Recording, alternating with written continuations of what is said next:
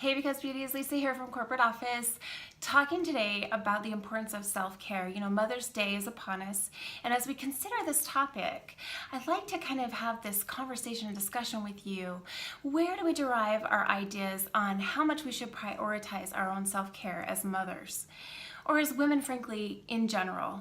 I think that the concept of self-care is basically in your own ability to prioritize and monitor your own emotional, physical, and mental well-being. It is not just the aesthetic.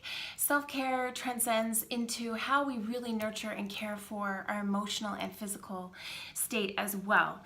So I had been talking to a mentor of mine this morning, and she was talking about emotional hygiene and how we need to practice emotional hygiene just as much as we do the physical or the aesthetic. And I thought that was a really interesting thought. We all know as moms what happens when we don't do that, right? We feel run down, we feel neglected, we're just out of sync.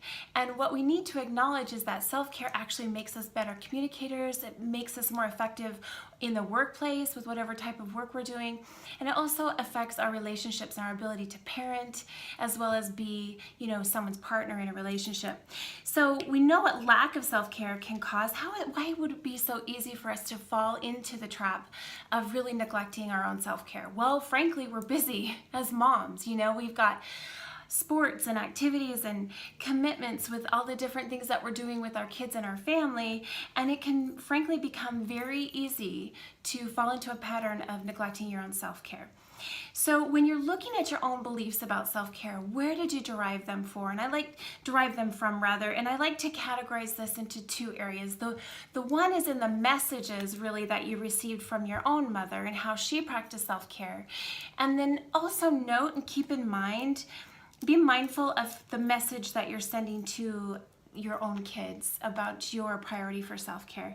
So there's the messages we got from our mother, and also, the lessons that we're trying to teach our own children in practicing our own self-care. If you know that you're neglecting yourself, how do you get around this? Like, what do you do to make a start? I think it's important to list the things that really make you feel good. And then prioritize doing those things more. Simply schedule time if you have to for yourself to do those things at least twice a week. I have seen in my own life with my own 5 children, there was a period of time where they would get sad if I went out for a run or as toddlers, or they felt somewhat shafted if they didn't have all of my attention all the time. And as I demonstrated my own self-care and prioritized my need to be physically fit, they began to console each other when I would leave to go for a run. Now, of course, they run with me, but I remember there was many occasions where they would turn to each other and go to the smaller children, "It's okay, Mom needs this time because it's important for her to be physically fit." So I think that the message is so important that you're sending to your children, the lessons that you're teaching them in practicing your own self-care. We here at Because want to endorse that kind of activity and that kind of mindset. We prioritize and value self-care very much. So it's all about finding the balance, right? So again, happy Mother's Day to all the beautiful mothers out there. Thank you so much for all that you do to make our world better. And until I see you next time, take care.